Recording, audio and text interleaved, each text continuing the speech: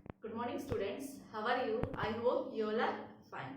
Students, in our previous lecture, we finished our second unit of organic chemistry, that is alcohol, phenol, ether.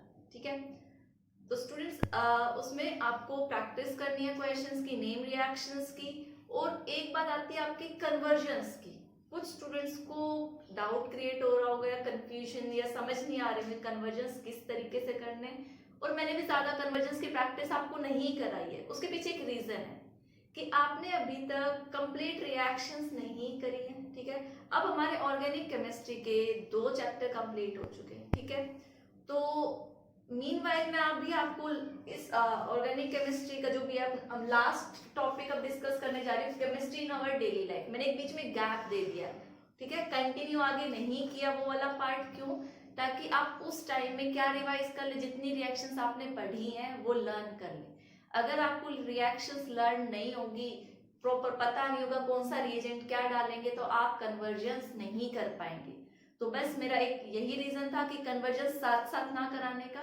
ठीक है, और बीच में एक gap दिया ताकि आप उन सबको स्टडी कर सको. ठीक है, पर जब भी मैं ऑर्गेनिक केमिस्ट्री का नेक्स्ट यूनिट आपको डिस्कस करूंगी तो मैं कंप्लीट कन्वर्जन्स कराऊंगी जो आपके यूनिट 1 और यूनिट 2 से भी रिलेटेड थे और जो साथ साथ हम करेंगे उसके. ठीक है, तो जब तक आपको एनसीईआरटी क्वेश्चंस तो प्रैक्टिस करने ही है board exam point of view से. जितने कन्वर्जन्स आप कर सकते हो, जो आपको याद हो गए हो रिएक्शंस, उनके बिहाफ पे आप प्रैक्टिस करो. मैं नेक्स्ट यूनिट में कन्वर्जन्स की प्रैक्टिस कराऊंगी related to the chapter 1 haloalkane and haloarene and alcohol, phenol, ether, और जो भी हम चैप्टर नेक्स्ट डिस्कस करेंगे उसका. तो ये वाला जो टॉपिक आज हम डिस्कस करने जा रहे हैं, that is chemistry in everyday life. ठीक है, आप लोगों को पढ़ने में मीन्स थोड़ा इंटरेस्टिंग टाइप लगेगा क्योंकि आप ये चीजें डेली रूटीन में आप देखते हो कि ये वर्क कैसे करता है. वही सारी चीजें हम इस चैप्टर में डिस्कस करेंगे.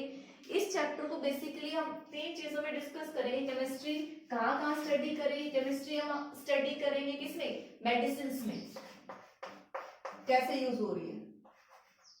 ठीक है, आपके फूड मटेरियल में केमिस्ट्री कहाँ यूज हो रही है. ठीक है, फूड मटेरियल्स में और क्लींजिंग एक्शन में, क्लींजिंग एक्शन में. ठीक है, तो ये चैप्टर 3 कैटेगरीज में डिवाइडेड है. ठीक है, तो सबसे पहले हम पार्ट डिस्कस करेंगे मेडिसिन से रिलेटेड. ठीक है, वैसे स्टूडेंट्स ये टॉपिक जनरली बोल दिया जाता है सेल्फ स्टडी करो ये, लेकिन हम इसको अच्छे से करेंगे. ठीक है, आप लोगों को क्या करना है, ध्यान से जो मैं बता रही हूँ वो सुनना है, समझना है. अगर कोई नोट्स नहीं बना पा रहा तो मैं उसको पीडीएफ प्रोवाइड कर दूंगी. ठीक है, आपको पीडीएफ मिल जाएगी. तो आपको वीडियो से समझना है प्रॉपर फंक्शन, कौन सी चीज कैसे वर्क कर रही है, वो मोस्ट इंपोर्टेंट है यहाँ पे. ठीक है, तो सबसे पहले हम डिस्कस करने जा रहे हैं ये वाला पार्ट. इसको हम दोनों को बाद में डिस्कस करेंगे. ठीक है, तो मेडिसिन में सबसे पहले हम 2 टर्म्स डिस्कस करते हैं. What are drugs. ठीक है, and what are medicine. Drug बोल तो DRUG. स्टूडेंट स्पेलिंग एरर देख लेना क्योंकि इसमें थोड़ी कॉम्प्लिकेटेड टाइप की आती रहती है. दूसरा हम पढ़ेंगे मेडिसिन. ये हमारा बाद का पार्ट है, ये मैं इरेज कर देती हूँ. Drugs and medicine. तो देखो ड्रग्स क्या होते हैं, मेडिसिन क्या होती है, इन दोनों में हम डिफरेंस देखेंगे. सबसे पहले जो ड्रग्स है वो क्या है, these are low molecular mass. इनका मोलिकुलर मास क्या होता है, low. Low molecular mass chemical substance होते हैं, लो मोलिकुलर मास. ठीक है, और फिर सेकंड चीज क्या होगी, विच इंटरैक्ट. ये क्या करेंगे, इंटरैक्ट करेंगे with the target. Which interact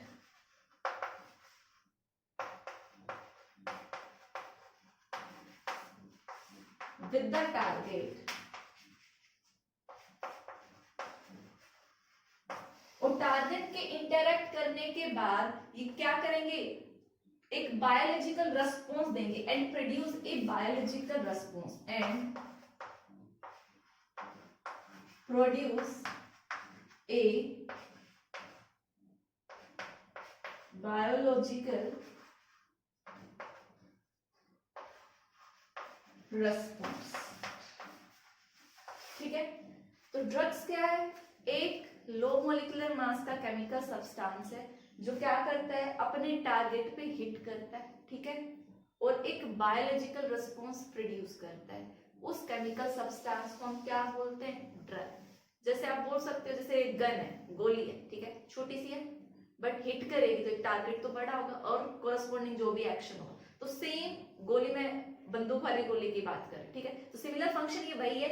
drug आप ये मत समझना जो हीरोइन और वो जो भी है वो वाला पर्टिकुलर ड्रग नहीं। ड्रग हम किसको बोलेंगे, ऐसा कोई भी केमिकल सब्सटेंस जिसका मास क्या होगा, लो होगा, लो मोलिकुलर मास, ठीक है।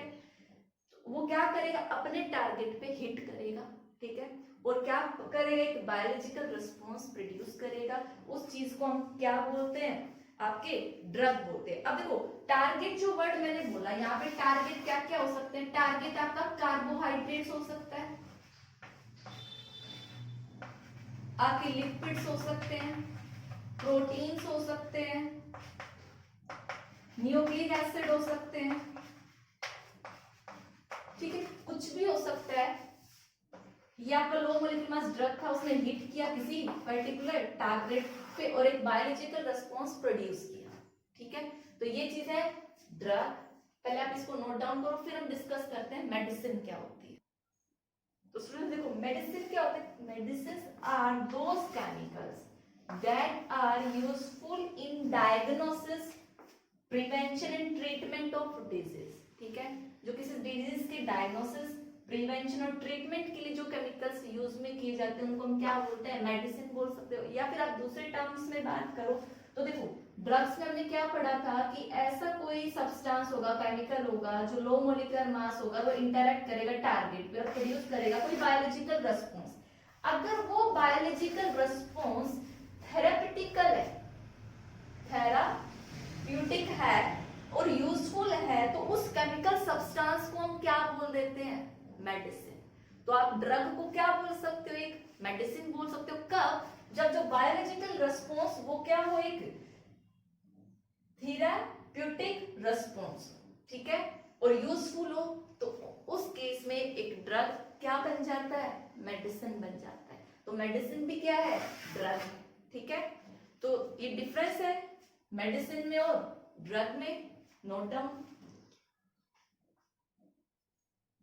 तो स्टूडेंट्स देखो जो बेसिकली साइंस जो डील करती है किसके साथ, ट्रीटमेंट ऑफ डिजीज की, किसी भी डिजीज का ट्रीटमेंट कैसा चाहिए, यूजिंग एक सुटेबल केमिकल, ठीक है, कोई भी केमिकल किसी डिजीज का ट्रीटमेंट कैसे करता है उस, और for therapeutic effect that science is known as chemotherapy, ठीक है। तो ये वर्ड आपको पता होना चाहिए, कीमोथेरेपी क्या है। Today now we going to discuss about the classification of drug, ठीक है। There are basically 4 classification of drug. First you note down this. So students, our first classification of drug is on the basis of pharmacological effect. देखो particularly ये classification किसके लिए है, doctors के लिए। जैसे आपने देखा होगा पर्टिकुलर डॉक्टर्स किसी जिस जो ट्रीटमेंट हम कर रहे हैं उसको एक पर्टिकुलर नाम दे देते हैं, जैसे whole range of drug available for a particular type of treatment. जैसे आपको कोई पेन, मतलब आपको चोट लगी, ठीक है, तो एक डॉक्टर एंटीसेप्टिक देता है, बोलता है कि मैंने एंटीसेप्टिक दवाई दे दी है। आपके घर में भी चोट लग गई तो मम्मी बोलती है एंटीसेप्टिक दवाई लगा लो।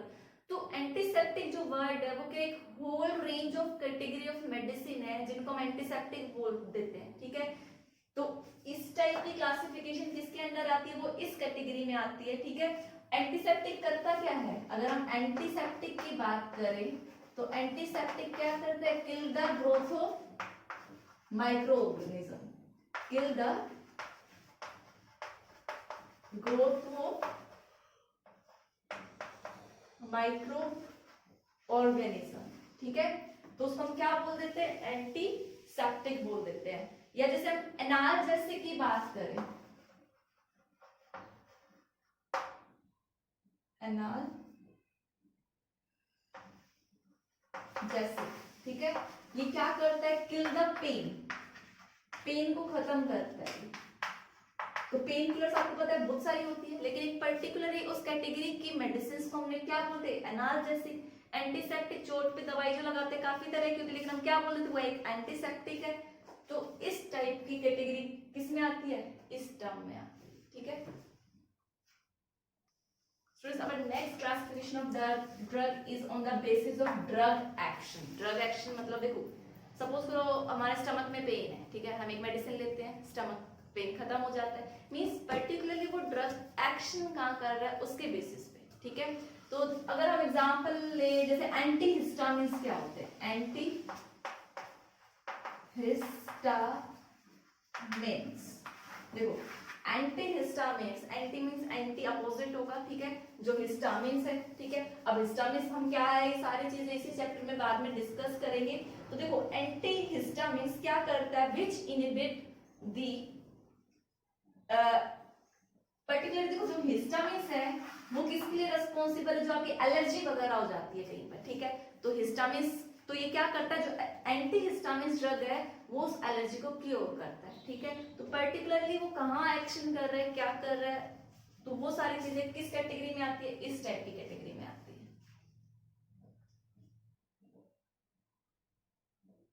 Students, our third classification is on the basis of chemical structure, ठीक है, कि ड्रग्स का क्लासिफिकेशन हम कर रहे हैं स्ट्रक्चर के बेसिस पे। अब देखो स्ट्रक्चर में क्या लेते हैं, देखो drugs which have common structure, जिनके ड्रग्स का जो स्ट्रक्चर सिमिलर करेगा वो इस कैटेगरी में आएगा, क्यों, क्योंकि उनका सिमिलर क्या होगा, फार्माकोलॉजिकल एक्शन होगा, ठीक है। एग्जांपल ले तो सल्फोनामाइड, देखो सल्फोनामाइड क्या होता है, ये आपकी बेंजीन रिंग, ठीक है, यहाँ पे S double bond O double bond O N H और कोई पर्टिकुलर ग्रुप R, ठीक है, और आपकी साइड चेन में यहाँ पे होगा NH2,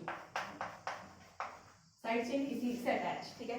देखो ये पर्टिकुलर ग्रुप क्या है, सल्फोनामाइड, और यहाँ पे जो R ग्रुप है ये पर्टिकुलर वेरी करेगा, R सब यहाँ पे ये H भी हो सकता है, बेंजीन रिंग भी हो सकती है, कुछ भी, तो उसी के अकॉर्डिंग एक मम्मी से पूरी क्लास किसकी होगी, सल्फोनामाइड की, इस ग्रुप को हम क्या बोल रहे हैं, सल्फोनामाइड। अब जिसमें ये ग्रुप होगा उनका फंक्शन भी क्या होगा, पर्टिकुलरली सिमिलर होगा। तो इसमें जैसे क्यों, क्योंकि इन उन सब में कौन से लिंकेज आएगी, S डबल बॉन्ड O, ये वाली लिंकेज आएगी, ठीक है। तो इसी टाइप की कैटेगरी इस वाले क्लासिफिकेशन में आती है, ठीक है, कि जिनमें क्या हो, कॉमन स्ट्रक्चर हो। तो देखो कॉमन स्ट्रक्चर होगा, अगर यहाँ पे H आ गया तो एटलीस्ट इतना पार्ट कॉमन है, बेंजीन रिंग अगर यहाँ भी चला गया तब भी क्या, इतना पार्ट कॉमन है। अब कॉमन पार्ट की वजह से वो अपना एक्शन क्या करेंगे, सिमिलर सिमिलर परफॉर्म करेंगे, ठीक है, note down. Our next classification of drug is on the basis of molecular target. It means कि ड्रग आपका कहाँ पे एक्ट करे, आपके बायोमोलिक्यूल्स पे जाके टारगेट करे। अब बायोमोलिक्यूल्स आपके वही है, कार्बोहाइड्रेट, प्रोटीन, लिपिड्स, वो सब है, ठीक है। तो वो जो आप ड्रग है वो कहाँ पर अटैक कर रहा है, उसका टारगेट क्या है, वो किसके अंदर आता है, आपका इस कैटेगरी के अंदर आता है, ठीक है। तो ये चार क्लासिफिकेशन थी, वैसे अब तक इतना ज्यादा क्वेश्चन है बोर्ड ने इस क्लासिफिकेशन पार्ट से नहीं पूछा है, तो जस्ट आप हल्का सा रीड आउट भी कर सकते हैं। इनके जो एग्जांपल्स मैंने लिए वो इस चैप्टर में हम पूरा डिस्कस करेंगे, ये एनाल्जेसिक, एंटीहिस्टामिन्स, ये सारी चीजें क्या होती है, ठीक है। ये तो क्लासिफिकेशन पार्ट था, note down. Students, our next topic is drug target interaction. क्या आपका कोई ड्रग कहाँ पे क्या करेगा, मींस किस टारगेट पे आपका कैसे रिएक्ट करेगा, टारगेट। अब देखो टारगेट की बात करें तो बेसिकली ड्रग दो जगह पे अपना टारगेट बनाता है, कहाँ कहाँ पर, एक तो एंजाइम पर। हमारे पास टारगेट कितने टाइप के हैं, दो टाइप के, एक एंजाइम, क्या तो जो ड्रग आएगा एंजाइम पे आपकी, ठीक है, या फिर आपका होता है रिसेप्टर। दो टारगेट है, तो ड्रग आया क्या तो वो इसके पास जाएगा या वो इसके पास जाएगा, और आपका वहां उन दोनों के बीच में क्या होगी, इंटरैक्शन होगी। तो हम वन बाय वन इन्हीं को डिस्कस करेंगे। सबसे पहले मैं डिस्कस कर रही हूँ एंजाइम के बारे में, ठीक है। एंजाइम मेरे बायोमोलिक्यूल्स में आपको बताया था, these are nothing but these are the proteins. क्या होते हैं ये, प्रोटीन ही होते हैं आपके, जो क्या करते हैं, विच परफॉर्म द बताओ क्या होते हैं? एंजाइम को हम क्या बोलते हैं? बायोकैटलिस्ट भी बोलते हैं, ठीक है। तो ये क्या करते हैं? विच परफॉर्म, या फिर you can say that which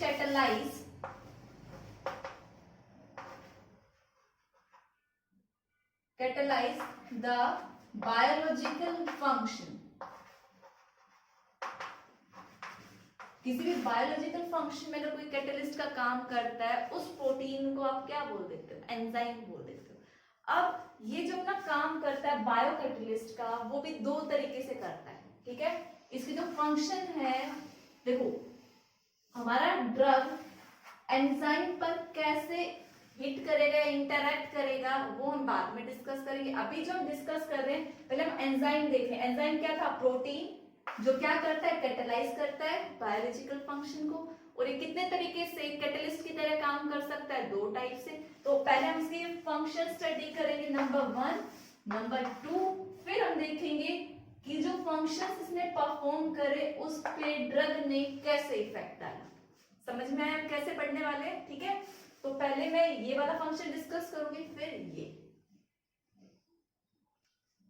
तो स्टूडेंट्स देखो, तो दो फंक्शन देखने हैं हमने एंजाइम के कि कैसे परफॉर्म किया, कि कैसे एंजाइम ने कैटलिस्ट की तरह काम किया, ठीक है। तो देखो ये मैंने एक एंजाइम बनाया है। आपको पता है एंजाइम क्या प्रोवाइड करता है? किसी भी रिएक्शन के लिए एक्टिव साइट प्रोवाइड करता है। ये आपका एक पर्टिकुलर एंजाइम है,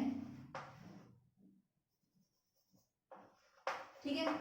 बट सारा एंजाइम जितनी भी साइट्स है वो सबकी सब एक्टिव साइट नहीं होती, एक पर्टिकुलर साइट होती है। मैं मान रही हूँ कि ये जो एंजाइम है, इसकी ये वाली जो साइट है, ये एक्टिव साइट है, जिसको हम बाइंडिंग साइट भी बोल सकते हैं।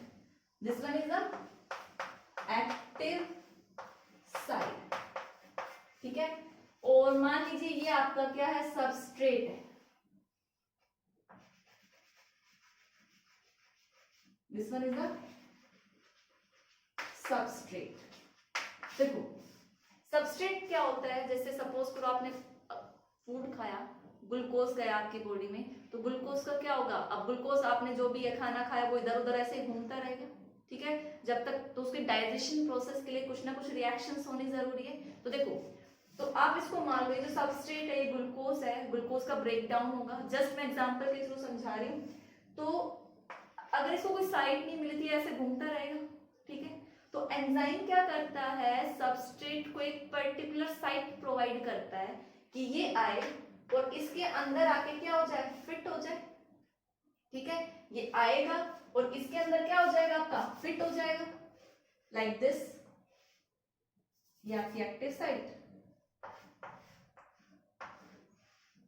एंजाइम था, और ये आपका सबस्ट्रेट आ गया, इसके अंदर फिट हो गया।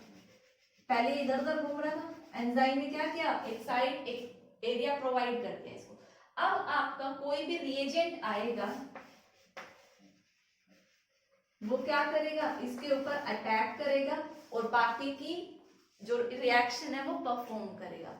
मींस जैसे ग्लूकोज वगैरह घूम रहा था, कोई एंजाइम आया, उसने उसको एक साइट प्रोवाइड की, आपका ग्लूकोज वहां जाके अटैच हो गया। फिर एक पर्टिकुलर रिएजेंट आया जिसने ग्लूकोज का क्या किया? ब्रेक डाउन किया। जस्ट फॉर एग्जांपल, ठीक है। तो इसमें आपका ये क्या कर रहा है? एंजाइम एज ए कैटलिस्ट की तरह काम कर रहा है। वो तो किसी पर्टिकुलर रिएक्शन में नहीं गया, सिर्फ उसने क्या प्रोवाइड किया? एक एक्टिव साइट, एक रिएजेंट आया और उसके साथ रिएक्शन शो करी, तो आपकी फर्दर रिएक्शन टेक प्लेस हो गई, ठीक है। Note down. तो स्टूडेंट्स देखो, जो अभी मैंने समझाया वो क्या है? देखो एक्टिव साइट क्या हो गया? एंजाइम जो एक्टिव साइट थी, जो साइट थी एंजाइम की, उसने क्या किया? सबस्ट्रेट, या आपका क्या था? सबस्ट्रेट था। सबस्ट्रेट को क्या किया? होल्ड किया, ठीक है। होल्ड करने के बाद क्या हुआ? सो दैट उसने होल्ड क्यों किया? ताकि एक पर्टिकुलर रिएजेंट आए और उस सबस्ट्रेट पे क्या करे? अटैक करे, और जो फर्दर रिएक्शन है वो हमारी हो सके, ठीक है। तो फर्स्ट फंक्शन था एंजाइम का ये, कि जहां पे ये किस तरह करा रहा है रिएक्शन। जो सेकंड पढ़ रहे थे, इसका सेकंड फंक्शन पढ़ रहे थे, वो क्या था? इसमें एंजाइम क्या करता है? साइट भी प्रोवाइड करता है, और इटसेल्फ मींस उसमें एंजाइम में कुछ ऐसा फंक्शनल ग्रुप होगा जो फर्दर रिएक्शन भी टेक प्लेस कर देगा, ठीक है। तो पहले आप ये नोट डाउन करो, फिर मैं आपको इस सेकंड समझाती हूँ।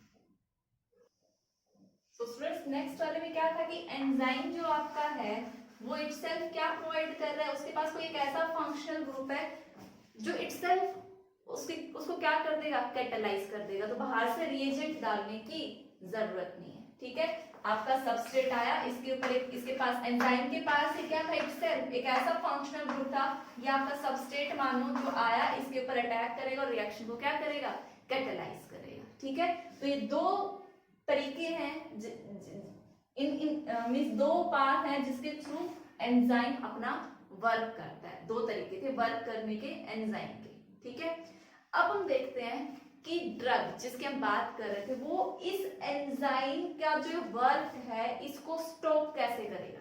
ठीक है, कि यहाँ पे तो सबस्ट्रेट आ रहा था एक्टिव साइट पे और रिएक्शन हो रही थी, यहाँ पे इटसेल्फ कैटालाइज कर रहा था रिएक्शन को। ठीक है, बिना किसी रिएजेंट के। तो अब हम देखेंगे कि ड्रग इसके फंक्शन को स्टॉप कैसे करता है। ठीक है, नोट डाउन। तो स्टूडेंट देखो, बेसिकली हमने ये दो फंक्शन पढ़े थे एंजाइम के। ठीक है, अब हम पढ़ रहे हैं कि ड्रग का इन एंजाइम के साथ इंटरैक्शन क्या होगा। ठीक है, ड्रग कैसे इंटरैक्ट करेगा, इन दोनों के इस फंक्शन को स्टॉप कैसे करेगा। देखो, अगर मैं इस फंक्शन की बात करूं तो आपका एंजाइम क्या प्रोवाइड कर रहा है, एक्टिव साइट प्रोवाइड कर रहा है।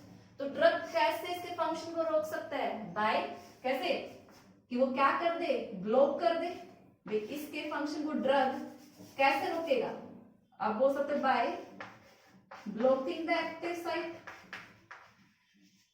Blocking the active site.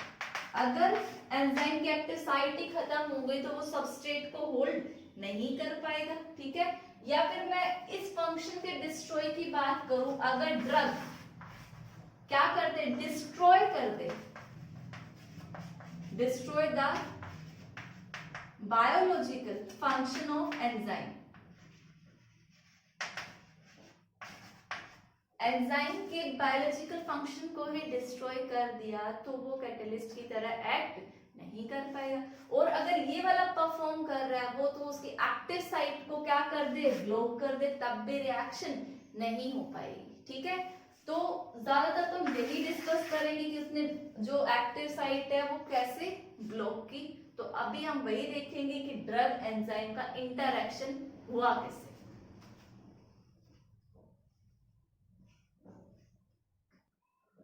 तो स्टूडेंट्स देखो, हम जिस ड्रग की बात कर रहे थे वो ड्रग क्या कर रहा था, वो ब्लॉक कर रहा था एक्टिव साइट ऑफ एंजाइम और फर्दर एक्शन को रोक रहा था। उसी ड्रग को हम क्या बोलते हैं, वो क्या है, एंजाइम इनहिबिटर है। ठीक है, अब एंजाइम इनहिबिटर जो उसकी एक्टिव साइट को डिस्ट्रॉय करता है वो दो टाइप के हो सकते हैं। तो कॉम्पिटिटिव इनहिबिटर मींस ये क्या है, ये ड्रग है जिसका नाम क्या है, कॉम्पिटिटिव इनहिबिटर, और एक होते हैं नॉन कॉम्पिटिटिव इनहिबिटर।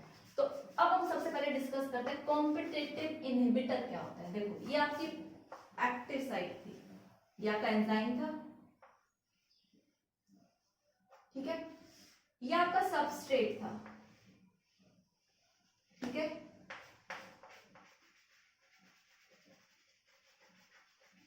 अब मैं लेती हूं आपका एक ड्रग, ये आपका ड्रग है।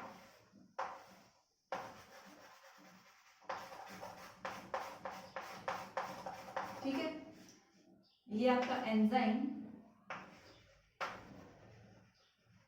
और ये आपकी एक्टिव साइट या बाइंडिंग साइट। अब देखो, सबस्ट्रेट जो ये एक्टिव साइट की जो शेप है, ये आपका सबस्ट्रेट है, ये आपका ड्रग है। ठीक है, तो सबस्ट्रेट चाहेगा मैं इस एंजाइम के पास आऊं, यहाँ एक्टिव साइट पे आऊं और फर्दर रिएक्शन टेक प्लेस हो। लेकिन जब हम एक ड्रग ले चुके हैं तो आपको पता है भाई दोनों की शेप क्या है, देखो सेम सेम दिख रहा है, सबस्ट्रेट भी ऐसा ही है और आपका ड्रग भी क्या है, ऐसा ही। दोनों में क्या है, कंपटीशन है, किस चीज का, यहाँ एक्टिव साइट पर जाने का। ठीक है, और आपको पता है आपने जो ड्रग लिया होगा वो एक अच्छी क्वालिटी का होगा। इट मींस वो सबस्ट्रेट को क्या करेगा, कंपीट करेगा, कंपटीशन होगा दोनों के बीच में। ठीक है, क्या करेगा यहाँ पे, कंपीट करेगा। कंपटीशन हुआ कि ये यहां जाए या फिर ये यहां जाए, और आपको पता है जो आप लोग मेडिसिन वगैरह वो ज्यादा इफेक्टिव होगी। इट मींस ड्रग आएगा, ये हम बाद में डिस्कस करते हैं, ठीक है। ड्रग आया यहाँ पे और ये आपकी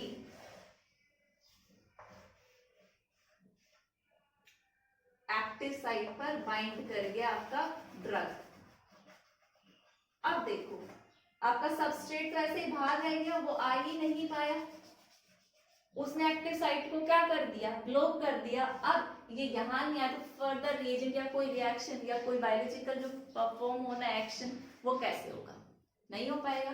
तो ऐसे आपका ड्रग क्या कर देता है, एक्टिव साइट को ब्लॉक कर देता है, अपना उसको परफॉर्म करने से, फंक्शन परफॉर्म करने से रोकता है। तो ये था आपका कॉम्पिटिटिव इनहिबिटर, जब सबस्ट्रेट और ड्रग में क्या हो, कॉम्पिटिशन ऑफ फाइट हो, ठीक है।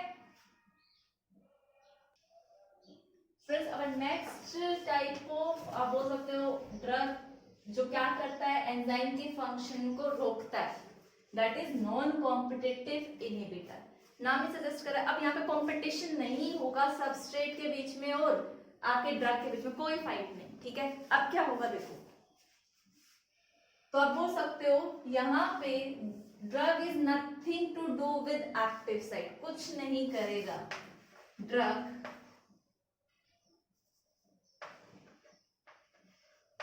is nothing to do with active site, but वो क्या करेगा, किसी और जगह जाके बाइंड कर जाएगा, but it bind क्या करेगा, बाइंड करेगा with another या different site, it binds to the enzyme. देखो एंजाइम के साथ करेगा लेकिन एक्टिव साइट पे बाइंड नहीं करेगा, एक्टिव यहाँ पे site nothing bind to the different site, और उस डिफरेंट साइट को हम क्या बोलते हैं, allosteric site, allosteric site. And वो क्या कर देगा इसके बाद, एंड चेंज द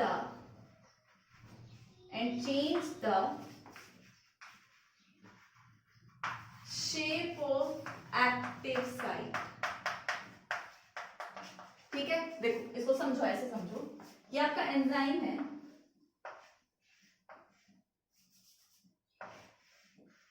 पहले की तरह ही है, ठीक है।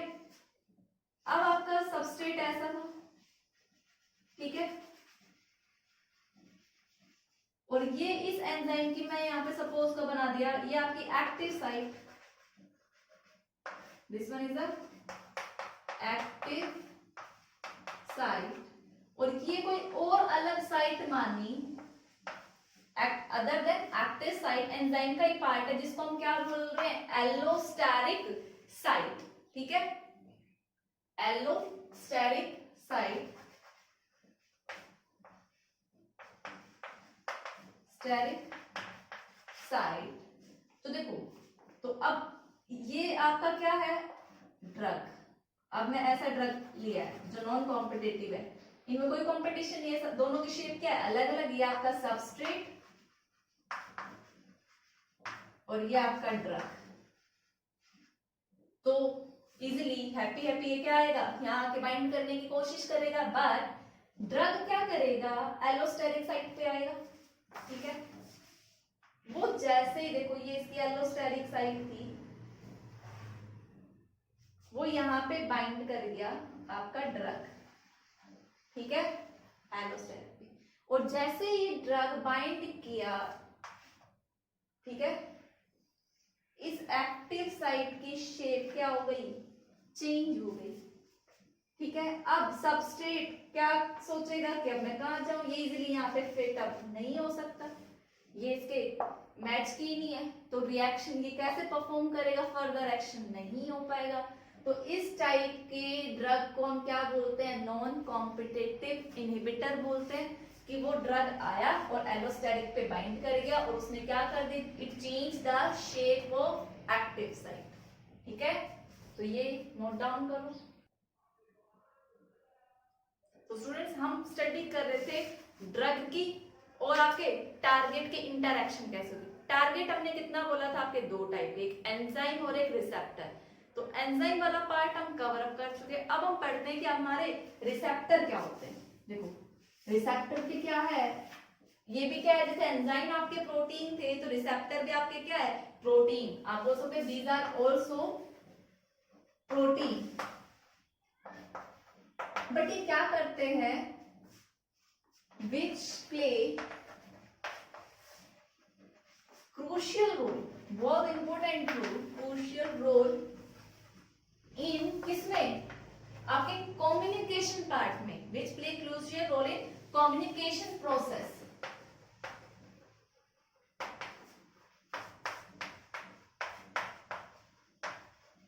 ठीक है, ऑफ आवर बॉडी। तो ये भी क्या है, प्रोटीन है, बट इनका रोल क्या है, कम्युनिकेशन पार्ट में आता है। ठीक है, ये प्रेजेंट कहाँ होते हैं, ये सेल मेम्ब्रेन में प्रेजेंट होते हैं। रिसेप्टर कहाँ होते हैं, सेल मेम्ब्रेन। अगर मैं एक्चुअली इनकी पोजीशन दिखाऊं तो देखो ये आपकी क्या है, सेल मेम्ब्रेन बना रही हूं मैं। बाय वाले बच्चों को सेल मेम्ब्रेन का डायग्राम अच्छे से आता होगा। ठीक है,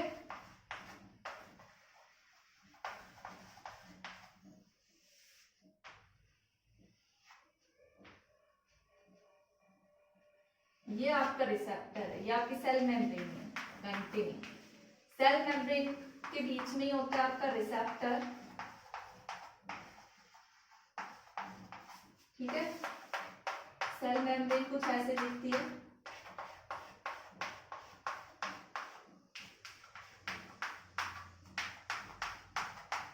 ये आपका रिसेप्टर, जिसके पास भी क्या होती है, एक पर्टिकुलर साइट होती है, एक्टिव साइट बोल सकते हो आप, या बाइंडिंग साइट ऑफ रिसेप्टर। ये साइट क्या है, binding site, binding site of receptor. ठीक है, ये आपकी मैंने सेल मेम्ब्रेन बनाई है। ये आपका आउटर सरफेस है सेल मेम्ब्रेन का, outer surface of cell membrane. ये क्या है आपका इनर सरफेस, तो ये आपका क्या है, inner surface of cell membrane. Surface of cell membrane. और ये जो नीचे वाला पार्ट है ये क्या है, interior of cell, interior of cell.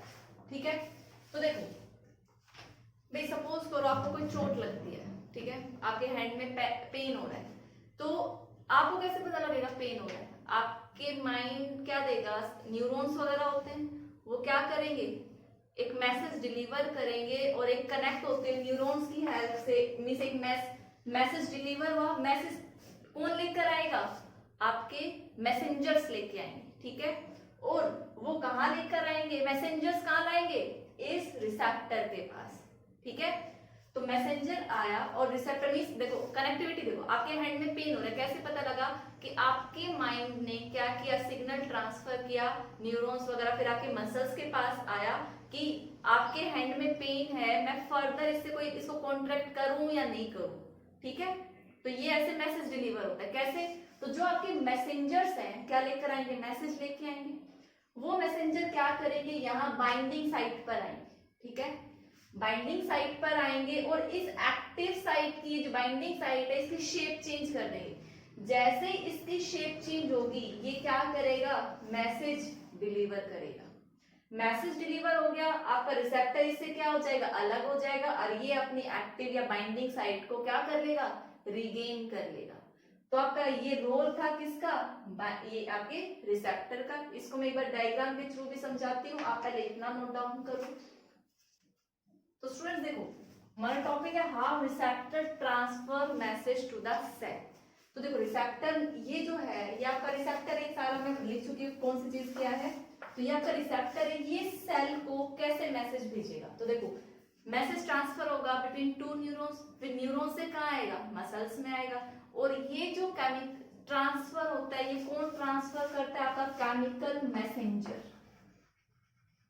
Chemical messenger. तो सपोज करो ये आपका केमिकल मैसेंजर था, ठीक है, ये केमिकल मैसेंजर। तो यहाँ पे आपका क्या होगा, फर्स्ट डायग्राम में आपको ये आपकी क्या दिख रही है, बाइंडिंग साइट है, बाइंडिंग साइट। अब बाइंडिंग साइट है तो ये जो रिसेप्टर क्या करेगा, सबसे पहले रिसीव करेगा, ये आपका केमिकल मैसेंजर। तो आप बोल सकते हो रिसेप्टर रिसीव क्या करेगा, केमिकल मैसेंजर।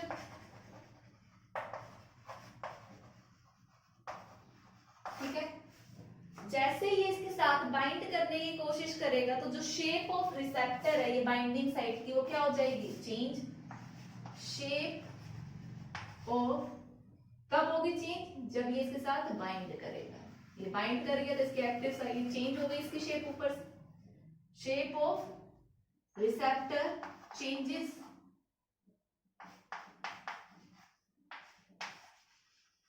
और ये यहां से क्या करेगा, फिर अंदर की तरफ सेल को क्या करेगा, मैसेज डिलीवर करेगा। ये इसके साथ डिलीट किया, ये आपके क्या है, मैसेज है जो कम्युनिकेट करना है। फिर ये क्या हो जाएगा, वापस से आपका जो, इसको आप ऐसे भी बना सकते हो, थोड़ा इसको सर्कल कर लो, इसकी शेप ऐसे बना लो, ठीक है। तो वापस से आपका ये क्या हो जाएगा, केमिकल मैसेंजर अलग हो जाएगा और ये अपनी क्या कर लेगा, रिगेन कर लेगा जैसी इसकी शेप पहले थी, रिगेन। ठीक है, तो ये था आपका कि मैसेज कैसे डिलीवर होता है। तो रिसेप्टर का हमने पढ़ लिया। अब हम देखेंगे कि कोई ड्रग, देखो जैसे हमने एंजाइम का फंक्शन पहले पढ़ा, फिर हमने देखा था कि ड्रग एंजाइम के फंक्शन को कैसे रोकता है। ठीक है, अब हम देखेंगे कि देखो अगर आप सोचते रहोगे, अब हमने रिसेप्टर का फंक्शन पढ़ लिया, मैसेज देता रहा, जैसे हमारे हैंड में चोट लगी है, मैसेज डिलीवर होता रहा, चोट लगी है, पेन हो रहा है, ये हो रहा है, तो हम क्या लेते हैं, मेडिसिन लेते हैं। अब वो मेडिसिन क्या करती है, क्या तो उस चोट को क्योर भी करेगी या फिर क्या करेगी, ये सिग्नल देना बंद कर देगी। मींस रिसेप्टर को इसके साथ पहुंचने से बंद कर देंगे, तब मैसेज ही डिलीवर नहीं होगा, तो हमें पता ही नहीं लगेगा कि हमें पेन था। तो दो तरीके से ड्रग क्या कर सकता है, इस मैसेज को स्टॉप कर सकता है। इतनी बात समझ में आई। ठीक है, तो पहले आप ये नोट डाउन करो। तो स्टूडेंट्स हम स्टडी करते रिसेप्टर क्या हो, ड्रग का टारगेट हो, कि ड्रग रिसेप्टर पे कैसे एक्ट करेगा। तो देखो दो टाइप के ड्रग होते हैं जो रिसेप्टर के साथ रिएक्ट कर सकते हैं और उसका फंक्शन स्टॉप कर सकते हैं। देखो पर्टिकुलर हमारे हैंड में पेन हो रहा है, ठीक है, तो हम क्या करते हैं, ड्रग लेते हैं। तो क्या होगा कि जो ड्रग है वो हमारे मीन्स जो कोऑर्डिनेशन है मैसेज ट्रांसफर होने का, वो जो बाइंडिंग साइट पे बाइंड कर रहा था आपका केमिकल मैसेंजर, उसको क्या कर देगा, रिसेप्टर की साइट पे जाने से रोक देगा। अब जब मैसेज ही डिलीवर नहीं होगा तो क्या आपको पता लगेगा आपके हैंड में पेन है, नहीं पता लगेगा। तो फर्स्ट कैटेगरी हमारी यही है, जिसको हम क्या बोलते हैं, एंटागोनिस्ट बोलते हैं। सबकी प्रोनाउंसिएशन अलग अलग है, तो आप जो बोलना चाहो देख लेना। मैं इसको एंटागोनिस्ट बोलती हूँ। ठीक है, तो ये क्या करता है, ये ब्लॉक कर देता है केमिकल मैसेंजर को, केमिकल मैसेंजर को ही ब्लॉक कर लेगा कि वो रिसेप्टर के पास ना जाए। इट मींस ये क्या करेगा, रिसेप्टर को ब्लॉक करेगा कि ना जाए। तो इसको हम क्या बोलेंगे, फिर जो ड्रग है इट मींस उसने एक्टिव साइट, रिसेप्टर की जो एक्टिव साइट थी उसको क्या कर दिया, ब्लॉक कर दिया।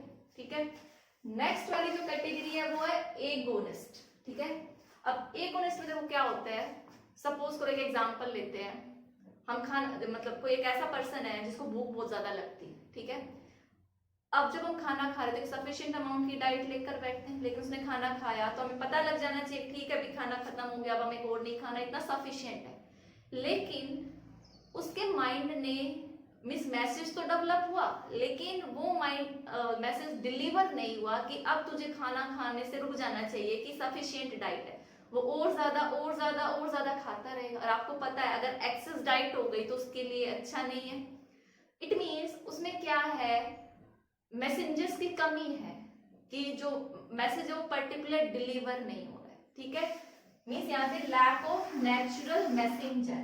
तो क्या करता है, जो ड्रग हम लेंगे वो खुद एक्टिव साइट पे बाइंड करेगा, किसकी तरह काम, रिसेप्टर पे बाइंड करेगा, ठीक है, और क्या करेगा, मैसेज डिलीवर करेगा उसको कि अब खाना बंद करो। तो इस टाइप के उसको हम क्या बोलते हैं, ड्रग को एगोनिस्ट बोलते हैं। आई होप ये वाली चीज आपको समझ आई होगी, ठीक है। एक तो हमने पढ़ा था ड्रग आपका टारगेट पे कैसे रिएक्शन शो। अब टारगेट हमारे पास दो थे, एक एंजाइम और एक रिसेप्टर, हमने वही कवर अप किया है। हमने एंजाइम का फंक्शन पढ़ा, रिसेप्टर का फंक्शन पढ़ा, फिर देखे कि जो आपका ड्रग है वो एंजाइम और रिसेप्टर पे कैसे बाइंड करता है, इंटरैक्ट करता है, उनके फंक्शन को अफेक्ट करता है, ठीक है। तो आप इतना कवर अप करिए। That's all for today's lecture. Thank you and have a nice day.